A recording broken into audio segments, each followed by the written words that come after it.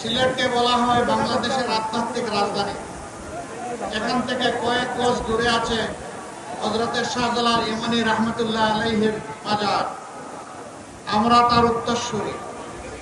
তিনি এসেছিলেন অন্যায়ের বিরুদ্ধে, জুলুমতন্ত্রের বিরুদ্ধে, তৎকালীন ফ্যাসিবাদের বিরুদ্ধে তলোয়ার হাতে নিয়ে এসেছিলেন।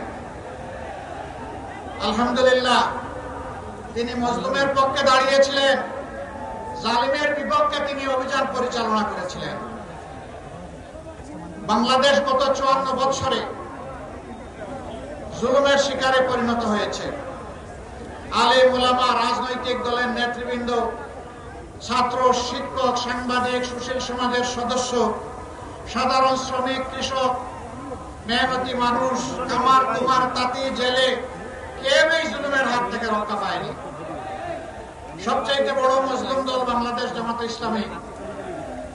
শুধু আল্লাহ তাআলার আইনের প্রতিষ্ঠার কথা বলার অপরাধে আমাদেরকে খুন করা হয়েছে। এক এক করে আমাদের শীর্ষ 11 জন নেতাকে দুনিয়া থেকে বিদায় করা হয়েছে। 1000 সহযোদ্ধা সহকর্মীকে নির্মমভাবে বিনা বিচারে হত্যা করা হয়েছে। 5000 সহকর্মীকে জীবনের তরে পঙ্গু করা হয়েছে। 50 লক্ষ ভাই বোনদের বিরুদ্ধে মামলা দিয়ে শিশু থেকে বৃদ্ধ তাদেরকে বারবার জেলে পুরা হয়েছে। সবগুলো অফিস 13.5 বছর একটানা তালাবদ্ধ করে রাখা হয়েছে। আমাদের নেতৃবৃন্দের ঘর বাড়ি বুলডোজার দিয়ে ভাঙিয়ে গুড়িয়ে দেওয়া হয়েছে।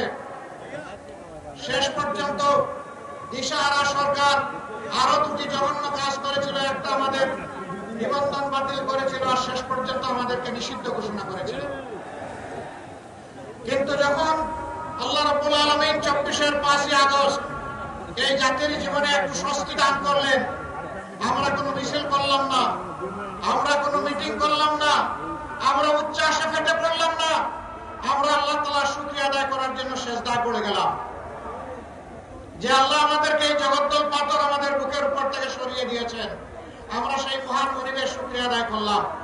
5 আগস্ট রাষ্ট্রেই আমরা ঘোষণা করলাম যে সংগঠন হিসাবে জামাতে ইসলামীর উপর যত জুলুম করা হয়েছে, আজকের এই মুক্তির বিনিময়ে মহান আল্লাহ তাআলার শুকরিয়া আদায় করে বলছি, একজন জালিমের বিরুদ্ধে দল হিসাবে জামাতে ইসলামী কোনো প্রতিশোধ নেবে না। আমরা কথা রেখেছি, দল হিসাবে কারো উপর থেকে আমরা কোনো প্রতিশোধ নেইনি। তবে এও আমরা বলেছিলাম, যারা খুন হয়েছেন, আহত হয়েছেন, পঙ্গু হয়েছেন, গুম হয়েছেন, যাদেরকে ব্যক্তিগতভাবে ক্ষতিগ্রস্ত করা হয়েছে, অবশ্যই আদালতে গিয়ে ন্যায় বিচার চাওয়ার এবং পাওয়ার অধিকার তাদের আছে। যদি এরকম কেউ ন্যায় বিচার চান, আমরা তাদের পাশে দাঁড়িয়ে মজবুতভাবে তাদেরকে সমর্থন এবং সহযোগিতা দেব। একই সাথে এই কথা হুঁশিয়ার করে দিয়ে বলেছিলাম, সাবধান, মামলা করতে গিয়ে একজন নিরপরাধ মানুষের নাম তালিকায় অন্তর্ভুক্ত করা যাবে না। আপনারা শুনে খুশি হবেন, সারা দেশে আমরা লাখ লাখ হাজার হাজার মামলা করি নাই, সব মিলাইয়া 750-এর মতো মামলা হয়েছে। 8টা মামলায় একজন করে মাত্র আসামি আসে, দ্বিতীয় কোনো আসামি আমরা খুঁজে পাই নাই, তাই 20টা আসামির নাম আমরা লিখি নাই। আমাদের কর্মীরা আমাদের কথা রেখেছে, আলহামদুলিল্লাহ। সেই জায়গায় অনেকে শত শত মানুষ, এমনকি হাজারো মানুষকে মামলায় ঢুকে মামলা বাণিজ্য করেছেন। সম্মানিত সিলেটবাসী, এই যন্ত্রণা থেকে জাতি যখন মুক্তি পেল, আমরা আমাদের পুরানা সকল বন্ধুদেরকে অনুরোধ করেছিলাম, আমরা যারা মজলুম ছিলাম, মেহেরবানি করে কেউ যেন জালিম না হই।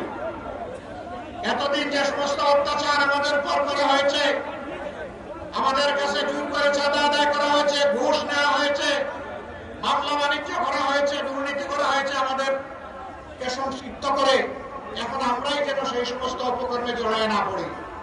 কিন্তু না, সবাই আমাদের কথা রাখেন নাই। কে রেখেছে, কে রাখে না, এটা তাদের ব্যাপার। সেন্সিবল নাগরিক হিসেবে এটা আমাদের দায়িত্ব ছিল, তাই আমরা অনুরোধ জানিয়েছি। যারা রেখেছেন তাদেরকে অভিনন্দন, যারা রাখতে পারেননি তাদের ব্যাপারে আমাদের কোনো বক্তব্য নাই। জনগণ তাদের নিজস্ব বিবেকের আয়নায়, বিবেকের আদালতে তাদের বিচার করবে, আমাদের এখানে বলার কিছু নেই।